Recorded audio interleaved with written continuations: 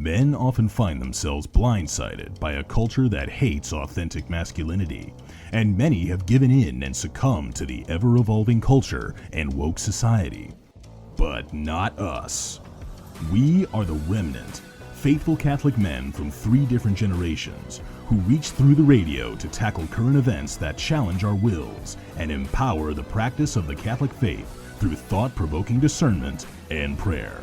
So, if you're feeling overwhelmed and bombarded, it's time to turn your radio up and join us for The Remnant on the Carolina Catholic Radio Network. Hello, everybody, and welcome to The Remnant. This is the Christmas edition of our show. We're so excited that you are able to join us here on the Carolina Catholic Radio Network. My name is Bill Snyder. I'm joined, as always, by my 2 good friends, Stephen Thomas and Ray Haywood. And I got to remind you that the Remnant Show is sponsored by the Fraternity of St. Joseph's Men's Group. You can visit fsjjourneyman.com to review the easy-to-follow resource documents and consider starting a chapter of the FSJ Men's Group in your own parish today. Gentlemen, how are we doing tonight? Doing wonderful. I'm so excited for this season, man. Yes, Yeah, I am looking forward to this. This is going to be a great show tonight. yeah, it is. It is. Ray, why don't you kick it off for us? Yes, so tonight's ReMENant show is on Christmas past, present, and future. So what I'm going to do is I'm going to start in the future. I'm going to do this backwards. And the reason why is because I'm going to focus in on my youth and the tradition that I grew up with. And I want to emphasize that and leave off on that. So for Natalie and I, Christmas future is about the lives of our sons and their families. For us to, God willing, be able to watch our next generation be fathered by our well-formed sons. And for me personally, to see the families of the young men I am intentionally reaching into and uncling in our FSJ men's group. You know, it's a beautiful thing that I get to do. This beautiful parish we're here in St. Thomas Aquinas in his unbelievable diocese of Charlotte. We are so blessed. The future is so bright and hopeful. I will be doing my best to intentionally not allow anything to take away that childlike inner peace from our future generations. You know, it's an important thing, and we should all be thinking about that. Keep that, innocence of the child in place. So Christmas present is very easy for me to describe. I mean, it's peaceful. Natalie and I have worked hard to hand on tradition in the form of obedience and discipline to our sons. Our family doesn't face the same challenges as other families. Our sons are not confused in the worldly narrative that is challenging their generation. Christmas Day in our house will be filled with tradition as we know it. I hope the 2 of you and your wives can share in the peaceful resolve that Natalie and I do. Being a father today is challenged like no other. I mean, when I was a young father, I didn't have the challenges that you guys are going to face. And understanding the stages of the masculine journey is the answer to the trials ahead. So now for the fun part, right? Christmas past, growing up in Brooklyn, being one of 5 children, living in the same house for my whole life as a child. I mean, across the street from my grandparents in a community filled with family. Christmas was joyful, meaning filled with love.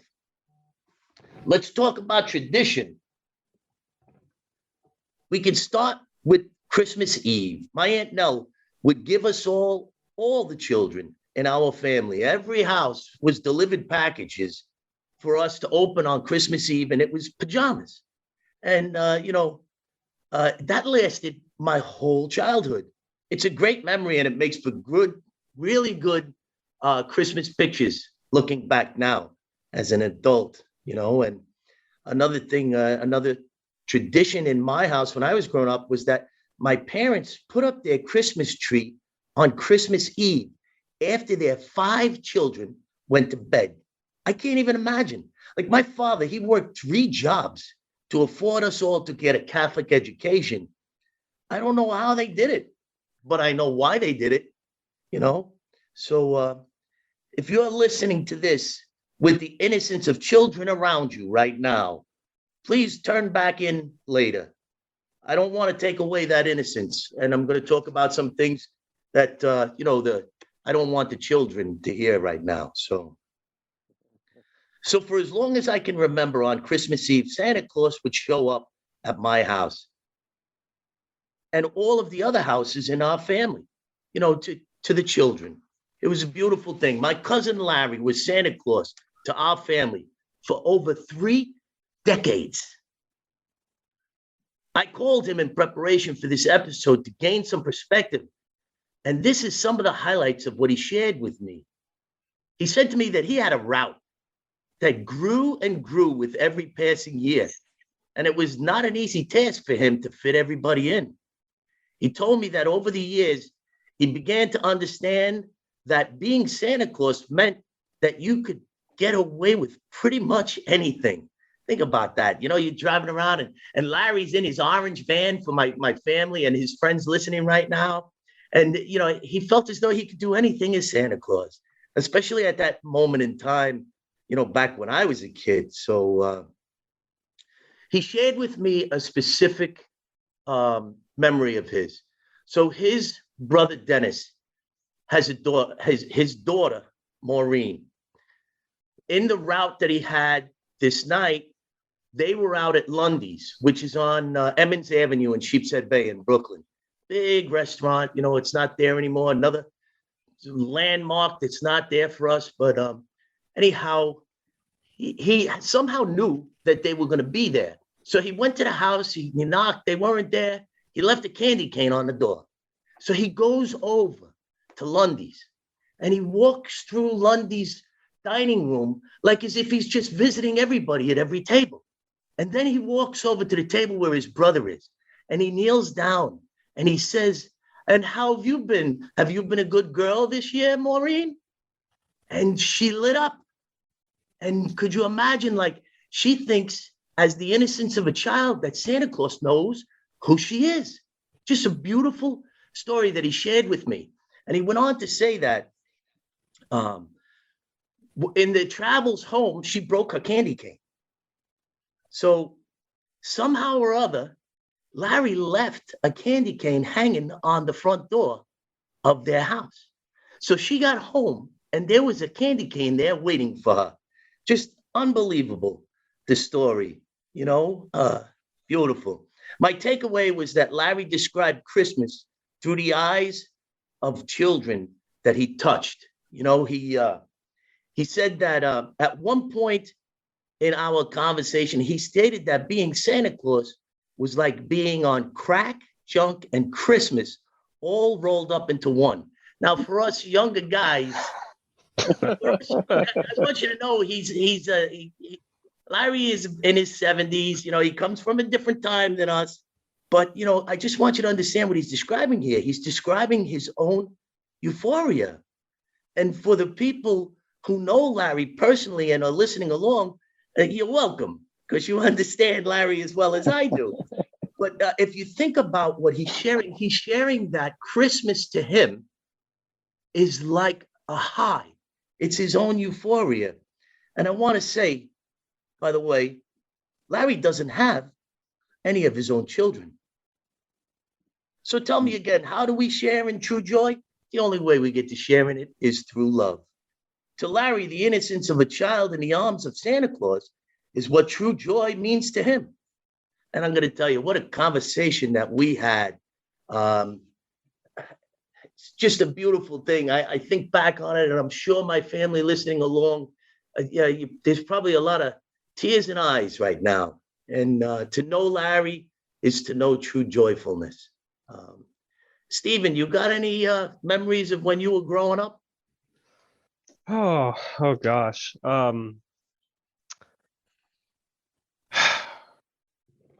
I always enjoyed Christmas. Personally, it was one of my favorite ones out of all of them. And it was just that feeling of anticipation growing up as a kid. Being the oldest of three, I think I got spoiled a little bit as an only child, and then as sort of the only talking child, and then my luck kind of ran out as two younger brothers came up and began to take precedence. One of the things that I really enjoyed was in my family, we would have Christmas Eve snacks. It was one of my fondest memories as a kid, and we would bring snacks like cookies and like charcuterie, and we would go over to my grandparents' house after dark on Christmas Eve, and just sort of have that anticipatory excitement together as a small little family community. That was a really profound and sort of happy experience, and I kind of your story made me think about just that simplicity in that euphoria that you feel just as a kid that your uncle was able to give. And I remember, kind of moving more into the young adult and adult stages and having that childlike euphoria wear off. But gradually over time, I began to see the benefits of, cooking somebody's favorite meal at the holidays, or if you knew somebody needed something. I'm one of those people who I'll make a note 3 months, just 3 months in advance, based off of a random quip somebody said, or I'll try to anyway. And I will give it to them later, and they'll be like, "Hey, you remember that?" But that is more in that giving spirit, and that is how I think we as adults get back to some sense of that euphoria that you described. Yes. Oh yeah. And so much fun listening to you guys. I just want to quickly give you a snapshot of my, past, present, and future.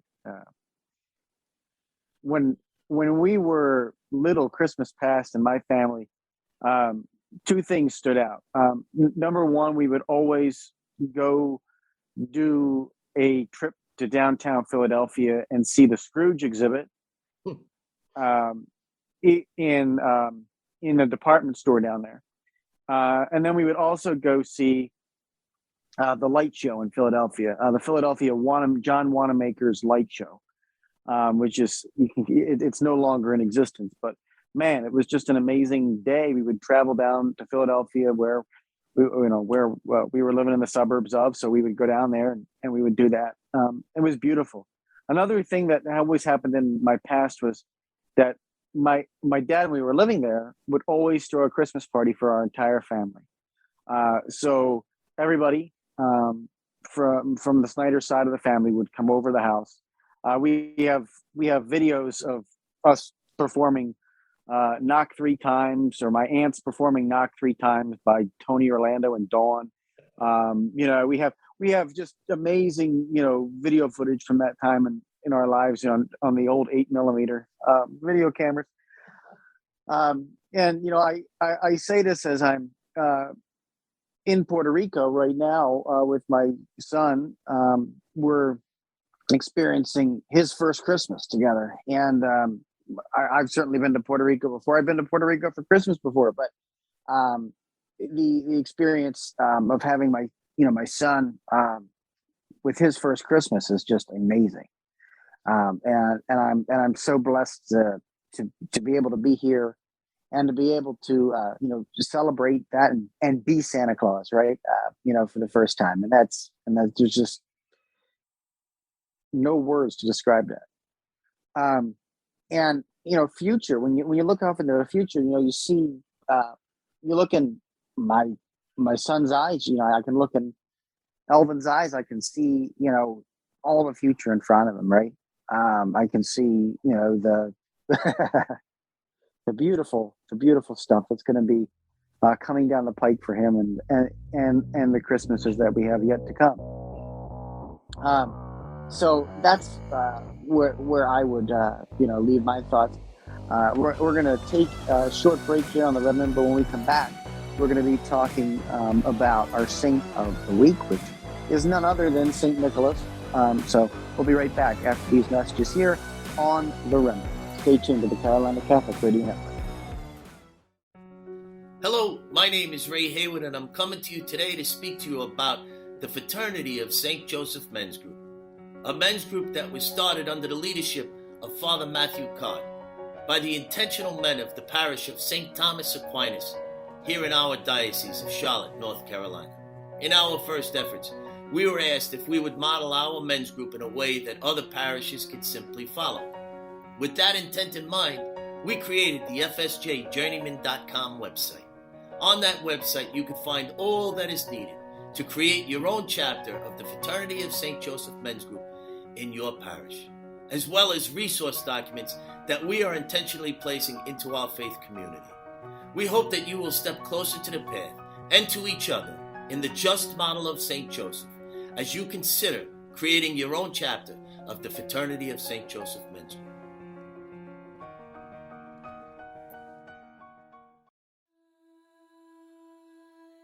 How's it going, Remnant listeners? This is your co-host, Stephen Thomas. Like you and all discerning men, I am often intrigued and provoked by what I see and what I hear about in the world today, and I wonder whether or not I can reconcile it to our Catholic faith. Now, my apostolate primarily is that of the Catholic school teacher, but I also write essays and reflections on topics that I believe are either noteworthy or important to the Catholic world today. My work can be found at Musings of a Young Mind. Just search it or put Musings of a Young Mind works.wordpress.com in your search bar. Thank you, and hail Christ the King. God bless.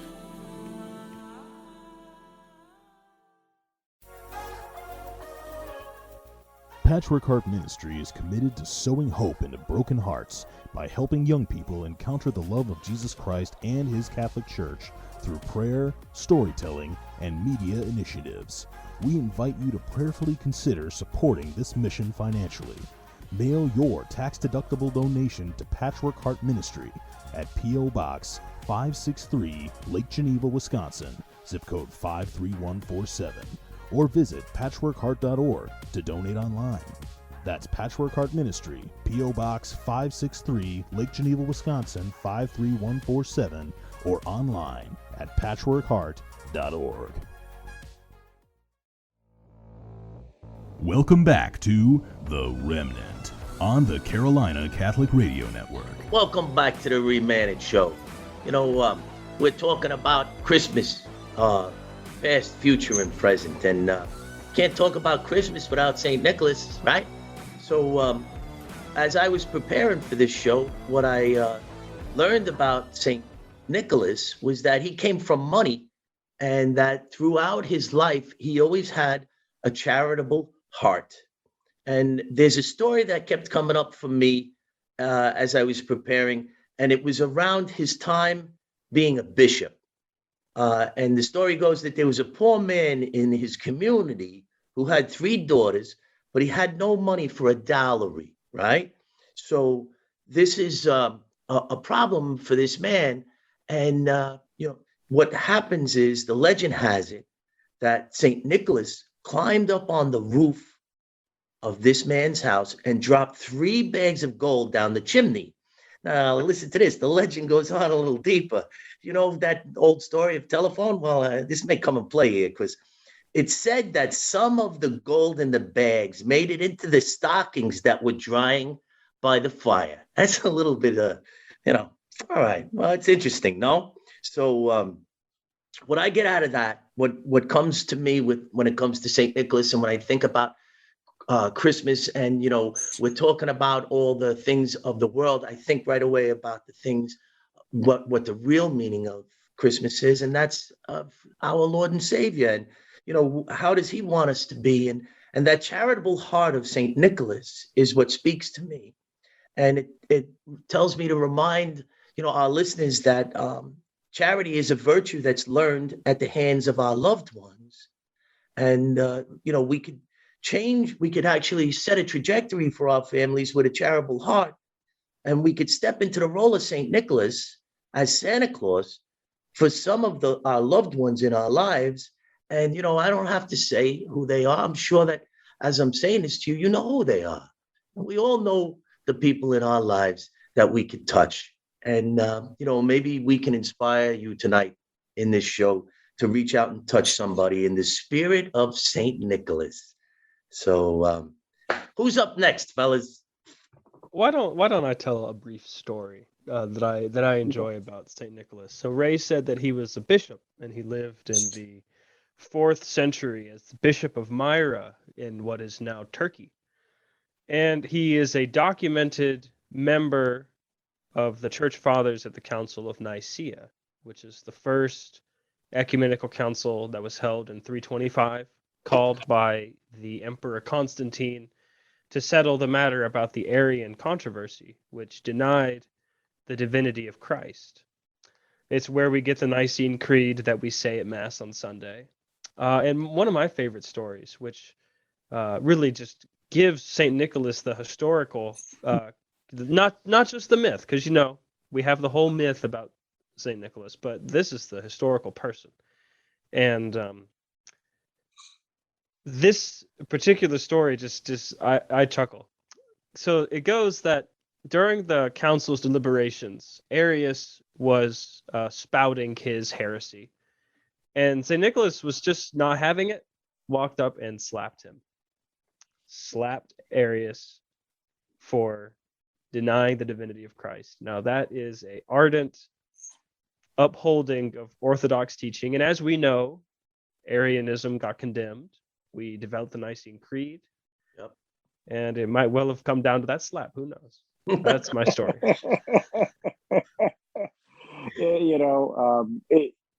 If you are on social media on December 6th, which is the feast day of St. Nicholas, all you will see are memes of St. Nicholas slapping Arius all day. I mean, it's one of the best meme days on the internet, which I can attest to. So check it out. Check out. All you gotta do is Google it. St. Nicholas slaps Arius. But when I think of St. Nicholas, I think of well, first of all, Ray, you did an amazing job talking about this story and about the dowry and everything. One of the versions of that legend that I read was that the man was not only poor, but he was also evil, and that he was forcing his children into prostitution to cover the dowry. Wow. Which is even crazier because then you think, and again, this is a legend. This is not whether or not it's true or whether or not it came to pass. We're not sure, right? But the reality is like, okay, not only is this guy poor, but he's evil. So, putting his children into this terrible situation to have them cover their own dowry. And St. Nicholas gets wind of it and he drops the money through the chimney to save their purity and just incredible, right?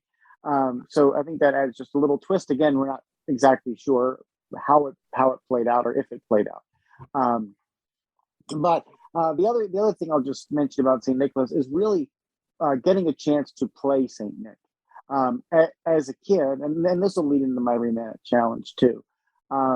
Is this that we played Christmas Angels growing up, where our parish had 12 nights, so the 12 days of Christmas. So not of Christmas, but right before Christmas.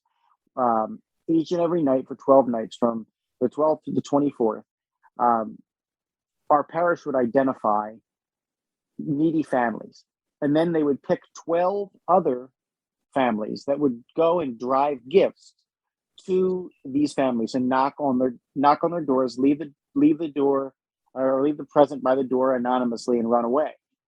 So my brother and I and my mom and dad would all get in the car, my sister too, we'd all get in the car, we'd go out and we would play Ding Dong Ditch for one night, right? And we got to be St. Nick, literally leaving this present on this needy family's doorstep. And by second or third night, they had realized what was going on. There was this little poem that said, on the first night of Christmas, this Christmas angel gave to me, blah, blah, blah, blah.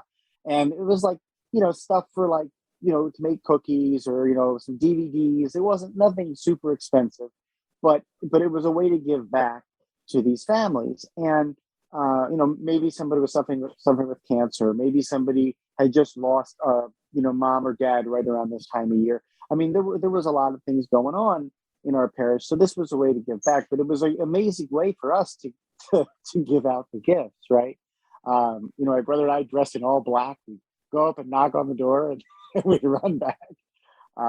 We never got caught, which was wonderful.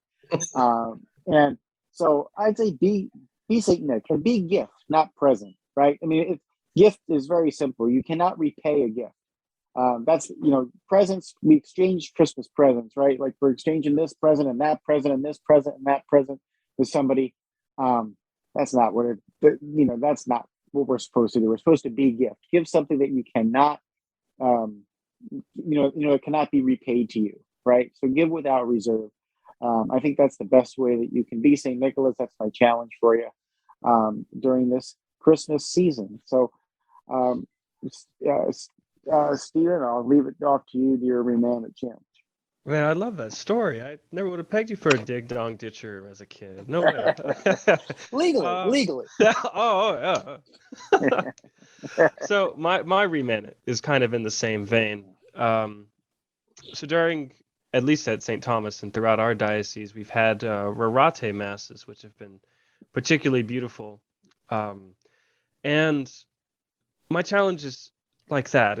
I want you to make it to a liturgical or some other church-based, church-run festivity during this Christmas tide, or find a way to participate in some outreach ministry through the parish, to be intentional about being truly present, and to get back to Ray's story at the beginning of the episode, to get into that euphoric sense, just as Bill says, to give a gift that can't be given back.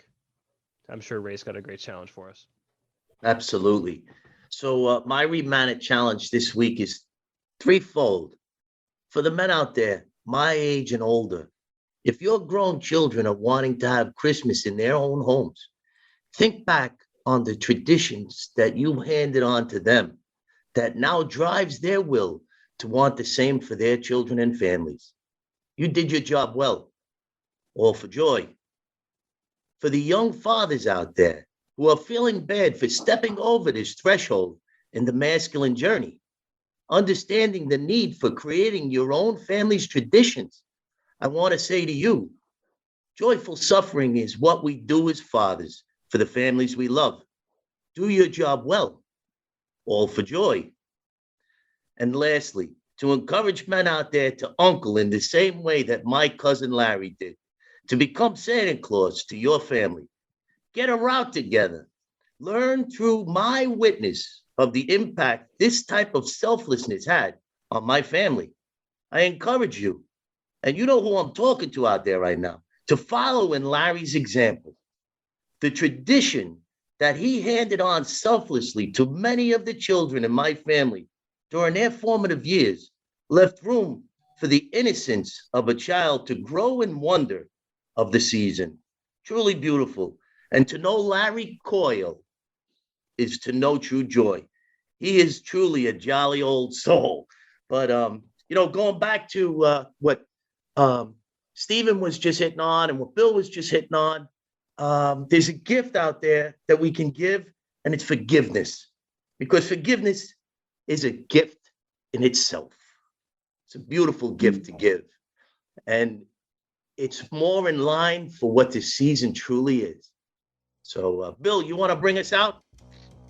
Sure, absolutely. Well, folks, we hope that you and your families have a very blessed Christmas season. And until next time, thank you so much for listening. May you have a blessed Christmas. Happy New Year. Merry Christmas. Merry Christmas all. Thank you for joining The ReMENant today. For more information about us, email theremnantshow@gmail.com. That's the ReMENant show at gmail.com.